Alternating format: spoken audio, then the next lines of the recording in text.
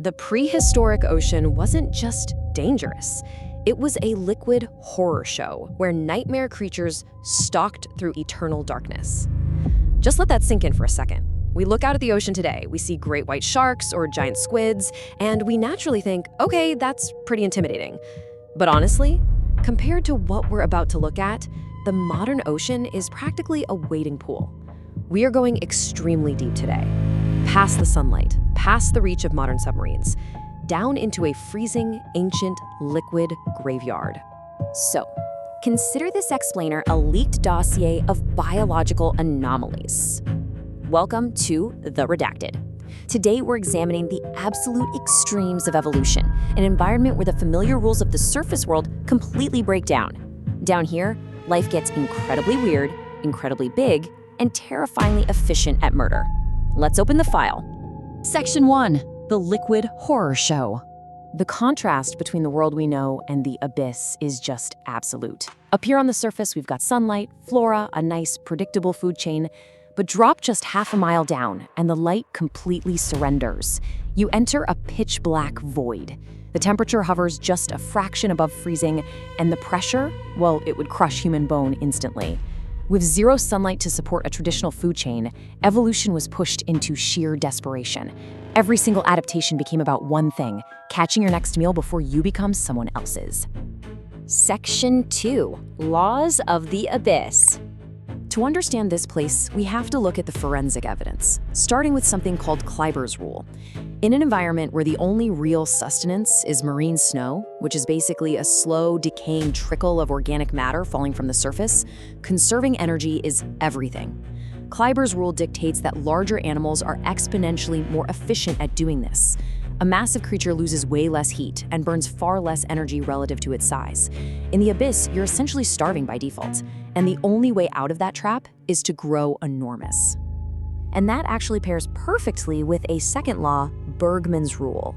See, the near-freezing cold of the deep ocean slows a creature's metabolism down to an absolute crawl. They are essentially living in slow motion. But because this freezing water holds incredibly dense amounts of oxygen, their cells can expand far beyond the limits of anything on the surface.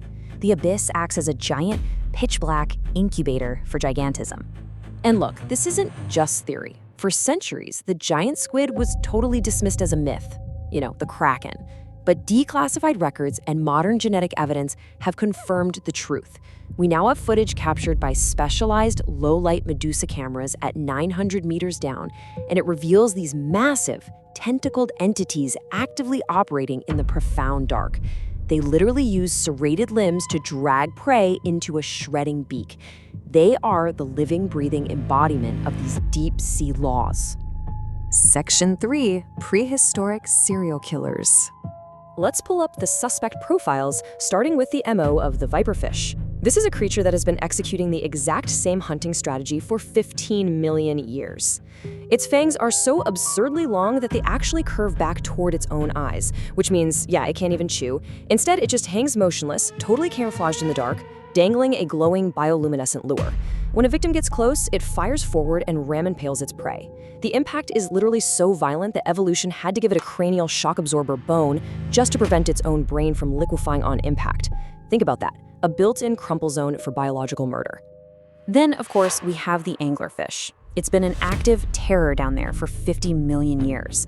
But beyond its famous glowing lure, there lies a much, much darker reality.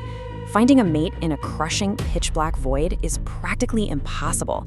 So when a tiny male actually locates a female, he bites into her flesh and permanently fuses to her body. He completely loses his eyes, his organs, his autonomy. He becomes nothing more than a living, parasitic appendage just to ensure the species survives the dark. It is a deeply twisted solution to an impossible environment. Now consider our next subject, the Phosphosaurus. While massive dinosaurs like the T-Rex were stomping around on land 70 million years ago, this 12-foot marine reptile was quietly stalking the dark waters of prehistoric Japan. Most reptiles, as you know, have eyes on the sides of their heads. Well, not this one. It developed massive, forward-facing eyes that gave it sniper-like depth perception. It was essentially a giant underwater owl, cruising silently through the night to pick off glowing lanternfish with absolute surgical precision. Section 4. Nightmares that never left. The surface of the Earth has quite literally gone through hell. Asteroids struck, global ice ages froze entire continents, mass extinctions wiped out eras of life. But down in the abyss, they basically just ignored the apocalypse. Take the coelacanth. This was a creature we fully assumed died out with the dinosaurs 66 million years ago. Then, in 1938, it was discovered hiding in deep underwater caves, perfectly alive, perfectly unchanged. And they certainly aren't the only ones. Look at the frilled shark. This is an 80-million-year-old biological design that evolution apparently decided was terrifying enough to just leave alone. It's essentially a 6-foot swimming mouth that coils up in dark crevices. It operates with 300 trident-shaped teeth arranged in 25 rows, which it uses to trap and swallow prey half its own size completely whole. This thing predates the grass on your lawn, and it is still hunting down there right now. Or what about the goblin shark? For 125 million years, this flabby, pale anomaly has just drifted through the absolute dark. It doesn't even need to be fast, because when something gets close enough, it shoots its entire jaw a full foot outside of its own head. Suddenly, there's a second mouth where no mouth should be, full of needle-like teeth, mechanically dragging the victim back in. It works so flawlessly that it hasn't changed a single bit. Section 5. The immortal scavengers. Imagine a common garden pillbug, right? Now make it heavily armored, the size of a football, and adapt it over 30 million years. These giant isopods have essentially turned starvation into an art form. When a dead whale sinks to the ocean floor, they swarm the carcass, gorging themselves until they literally can barely move. And then they just sit perfectly still, in the dark. They can wait up to 5 years without eating a single thing. This completely redefines the ultimate survival strategy. While the surface dinosaurs were being incinerated by asteroid impacts, deep-sea tube worms had already mastered the most hostile environment on Earth. For 430 million years, they've lived right alongside 700-degree hydrothermal vents. They are blind, they are mouthless, and they partner with bacteria to convert lethal erupting chemicals directly into food. Turns out, the safest place to be during the apocalypse is inside a toxic boiling pressure cooker. 200. I really want you to remember this number. 2 centuries. That is the lifespan of the Diplomaceras. It was this ancient ammonite that completely rejected the classic spiral shell and instead grew into the shape of a 10-foot-tall paperclip. It just floated vertically in the black water, head hanging down, grabbing absolutely whatever swam by. Just imagine an individual creature hovering alone in the void for over 200 years. The sheer scale of life in the abyss completely defies our surface-level understanding of time itself. Section 6. An unresolved abyss. If we look at modern academic surveys regarding regions like the Clarion-Clipperton Zone, they state a really disturbing truth. More than 90% of the species down there remain entirely unnamed and undocumented. 90%. For every bizarre, nightmarish anomaly we have managed to actually catch on a low-light camera, there are hundreds more completely hidden away from human eyes. We are barely skimming the absolute surface of a very deep, very dark void. And the most crucial point in this whole investigation is this: the fossil record is lying to us by omission. Most deep-sea creatures don't actually leave fossils. When they die down in the abyss, the extreme pressure and the highly acidic depths just dissolve them.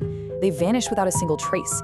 We only know about the monsters that happen to have thick enough bones or shells to survive that decay, meaning we will literally never know what the soft-bodied terrors of the Jurassic Ocean actually looked like. We know for a fact that things down there do not easily go extinct. We know they grow to immense sizes, and they adapt to absolute darkness in the most horrifying ways imaginable.